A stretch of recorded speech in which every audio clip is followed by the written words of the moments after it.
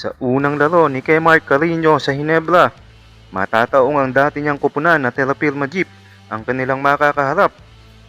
Matatanda ang na-trade si Carino sa Hinebra kapalit ni Ben Adamos bago magsimula ang 2026 PBA Commissioner's Cup. Ayon kay Carino, ay kahit anong role ang ibigay sa kanya ay tatanggapin niya ito. Kahit paglaruin nga daw siya ng 3, 4 or 5 position, kahit ano daw dyan ay yayakapin niya at hindi niya papakawalan at sasayangin. Malaki ang potensyal nitong player na to.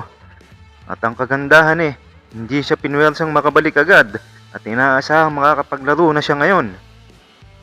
Sinabi nga ni Coach Tim Coom na hindi niya paglalaruin si Kemar Carino sa center position at gagawin niya itong big wingman.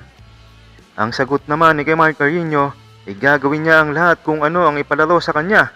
Lalaruin niya at ibibigay niya ang 100% at hindi niya sasayangin ang pakakawalaan pa dahil ang dami nga daw nangangarap maglaro para sa Hinebra. Kaya isa siya sa pinakamaswerte.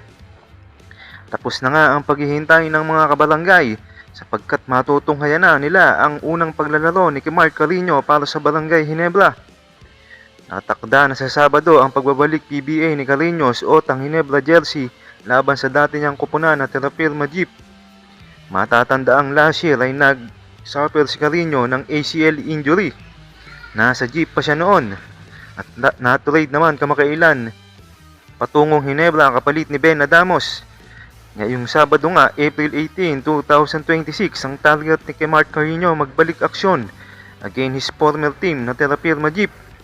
Sa ulat nga ng spin.ph ay clearance na lang ang hinihintay ni Carino mula sa kanyang doktor para makapaglarong muli.